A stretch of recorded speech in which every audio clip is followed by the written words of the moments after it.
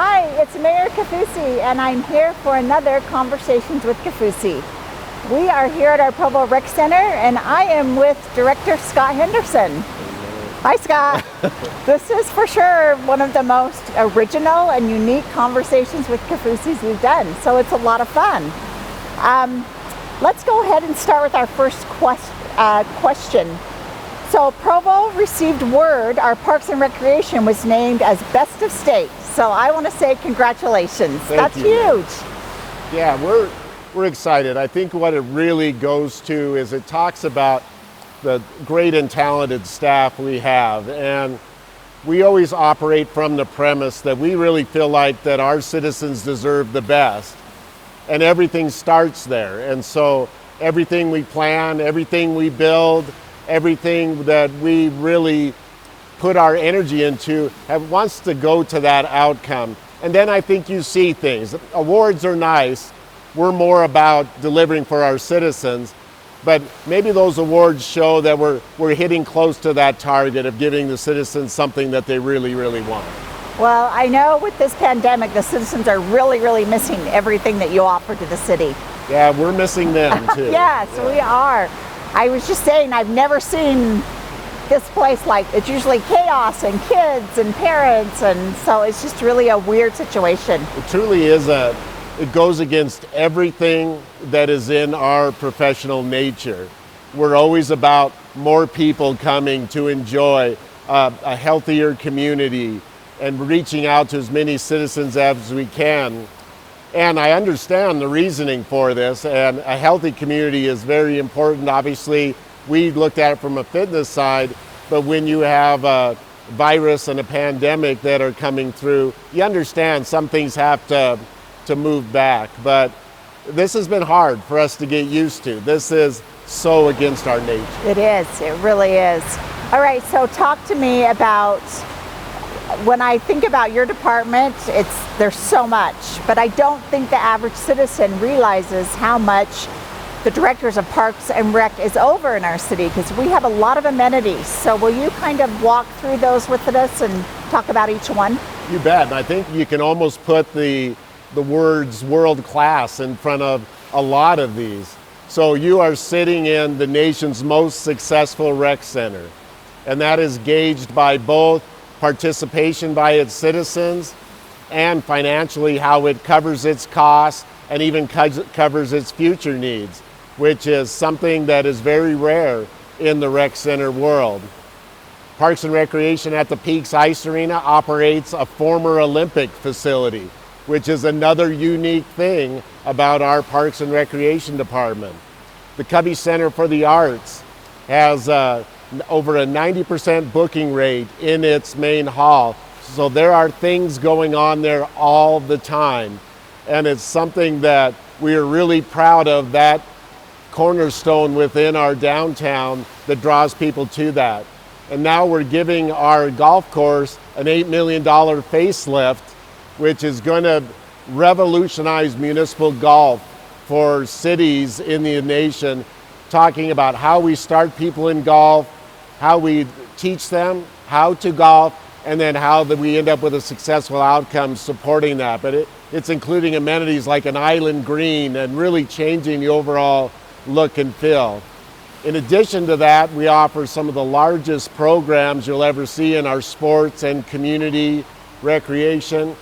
We are responsible for over 2,000 acres of land, and that includes 54 parks, and a ton of that acreage is also in our wilderness parks. We have such a unique combination in Provo with urban parks and then being able to take a run up Rock Canyon or on the Bonneville Shoreline Trail, which I know you do. And it's such a unique combination in a community, and that's what really makes Provo special. It really does. There's just a lot, and you really are over a lot, Scott. I mean, yeah, you have a lot of responsibility, but I'm just going to say you do an amazing job. So thank you. You really do a great job. Yeah, getting, from a user, that means a ton. And from the mayor, that means a ton also. But it is truly one of those things, you've heard that saying, and it's somewhat trite, that do the job you love and you never have to work a day in your life.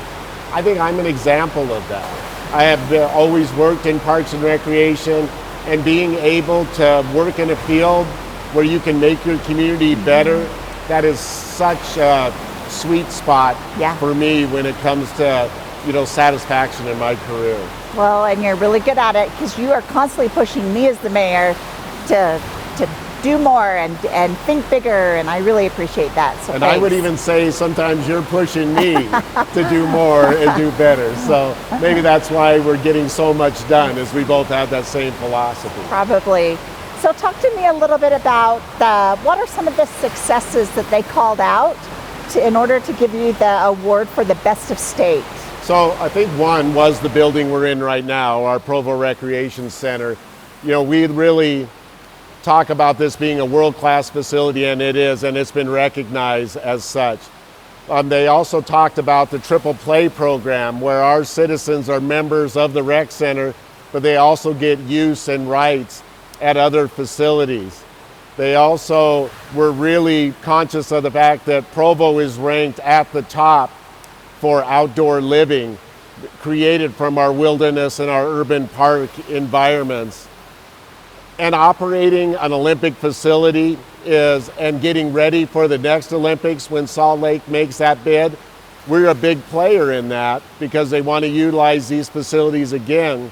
So I thought those things were the ones that they really focused on that made us truly unique and different than a lot of municipal parks and recreation departments.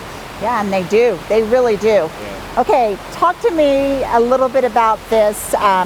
The National Recreation and Parks Department accreditation that you're working on right now. You're in the midst of it, so people might think the center shut down and all the recreation, but you are working probably harder and faster even right now on this accreditation. It works out from a timing standpoint a little bit that during the shutdown time is when we have a team of national reviewers coming in to go through everything from policies and procedures to staffing to how we operate and operations plans and maintenance plans, and literally looking at this department to be accredited by the National Recreation and Parks Association as truly one of the best of the best. It was fun. Our first conversation with this review thing, we got the email that we had won the gold medal award for the state of Utah.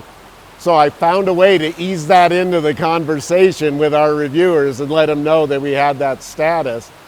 But this goes into deep detail, and it is something that very few departments have, and it's part of the great staff and the initiative that this department has, that if we're going to work and if we're going to be here, then we're going to be the best, and we're going to strive for that.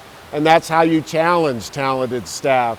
And so as we're right in the middle of that, we're doing all these things and writing these memos and finding these policy statements that they want to see.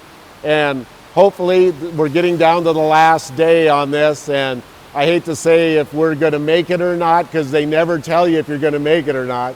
But from school accreditation, it is a whirlwind, but it's made us better and it's stretched our organization. And that's what we're most excited about. Well, it really takes a deep dive into every single thing you do, and you have to be able to answer for everything they ask. And yeah, they don't take the answer. We'll get you that later at all. Yeah. Great. Okay, so now let's shift to the tremendous changes in your department due to the COVID-19. As one of the most visibly impacted departments due to the social distancing, how has COVID affected Parks and Recreation from programming and the operational basis? Well, it is what it was termed at. It's a complete shutdown.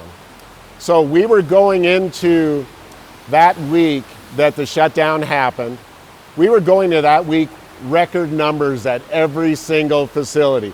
This was going to be the best year in the history of Parks and Recreation. And all of a sudden with that shutdown, that changed everything. But what I'm proud of is the reaction of our staff. So when you look at the Peaks Ice Arena, the Covey Center, and this rec center, those facilities have brought in enough revenues to essentially cover themselves and still be break even to the end of the budget year. Now, we still, when we get our citizens back, we'll have to extend memberships, and we want to do that to make everything right. So it may have an impact down the road, but we want to make sure we're fair and we're taking care of those people that have stuck with us and support us. And then, like we talked about, we're operating all these acres of outdoor activities, and those can be utilized in a social distancing format. And what we just ask people to do is listen to those recommendations and abide by those. I made the comment that when the governor talked about people obeying social distancing and doing these things, he was talking to the individuals. That does not mean we need to put a prison fence around every park.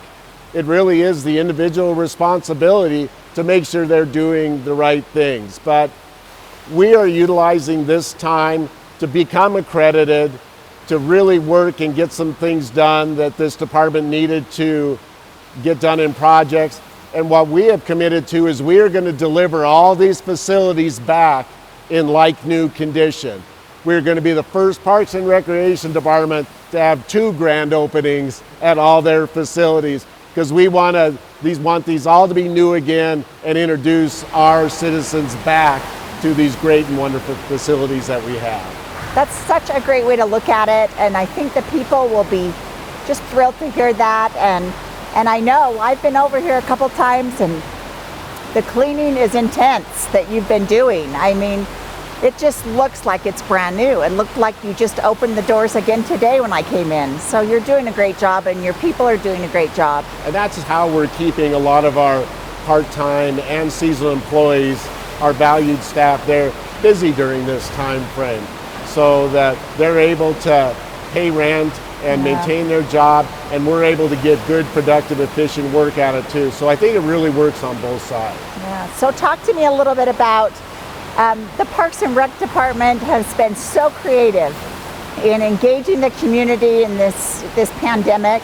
So talk to me about some of those ways that they've been able to engage with the public, and it's been really fun for me as the mayor to participate and to watch these roll out and to see and hear from the public, because they're really liking everything you're rolling out. So talk about those things. You can see that the public is still yearning for interaction and still yearning to feel like they're part of something, but we've done things like a virtual scavenger hunt. We are doing virtual fitness classes that are reaching numbers over 2,000 people going to these videos. We talked about different events that we can do, like a parade event with vehicles, classic vehicles, to try to make something that is safe, but also brings people out of this dilemma that we're in, that life can still be enjoyed and there can be a normalcy.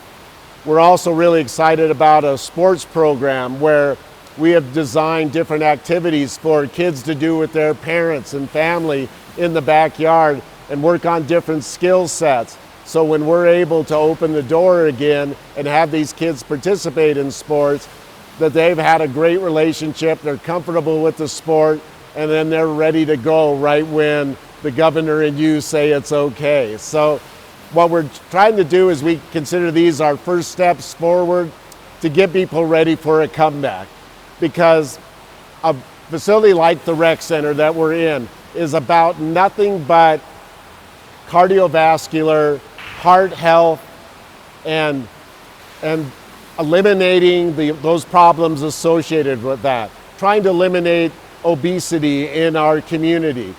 Those are their own kind of pandemics also. So when you come back to the rec center after it opens, we will have this set up that it's safe for the situation we're in, and we're going to keep you healthy on both sides. Well, and so much of this just all quality of life. This is what makes Provo so great, is what you and your people do. It's the quality of life.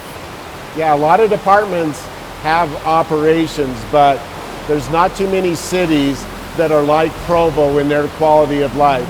And we feel like our department has been a big part of that. We're not all of that. There are a lot of other great things about our community too, but we feel like we're a pretty good player in that area. You are. It's been really fun to talk to a lot of my neighbors, have them text me and stuff, and I ask them how they're doing in homeschooling, and they always send back PE's my favorite subject too now. It didn't used to be. That was my kid's answer. Now it's my answer. Because they want to get out and move. This has changed us all. It's changed us all. But maybe it'll change us for the better in the long run. Yeah, absolutely. Okay, last question. Just talk to me a little bit about, you mentioned, you touched on it a little bit about our social distancing and, well, being able to still get that much needed recreation, and so much of it is mental, and that's really coming into play in a lot of statistics across the state right now, is how significant the mental recreation is, and to be able to kind of get out, and because we're social beings. We want to talk, we want to interact, we want to be in a group exercise fitness class.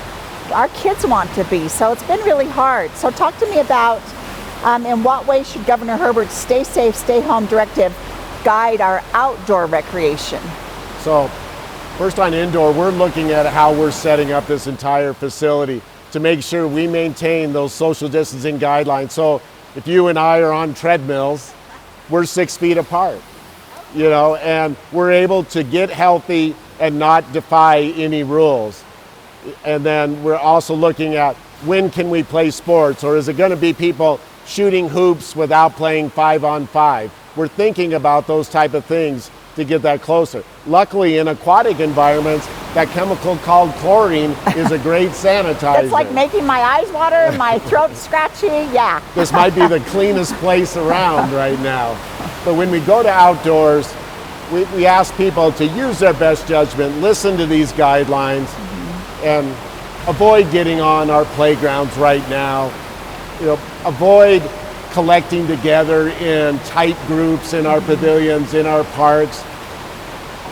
Avoid the interactions after your great run or walk or after a trail. Stay isolated, use that social distancing. Just because you're outdoors doesn't mean you're completely protected. So nobody's watching in the outdoors when you're there. So make good individual decisions, and that's where most of our message has been about. Yeah, and that's right on. It really is right on. Just anything you want to just take us across the finish line with, and with Parks and Rec, and let me just state how much we appreciate you and all your department and everything you do. You're the bright spot and the fun spot in the city when it comes to municipalities and government. Just go ahead and finish us with something you'd like to tell us. Well, I appreciate every conversation with Mayor Kaufusi. We have a lot, Scott. This is just really one do. that's filmed in a very different environment. But we have had a chance to work together on so many worthwhile projects, and a regional sports park, and starting that process. We have been able to do so many wonderful things, and it's crazy. You would think we have been working together for 10 years when you look at the list of accomplishments. And I think that's something that I know our department enjoys, that level of success, and hopefully you share in all of that feeling with us, because you are a huge part of what is going on.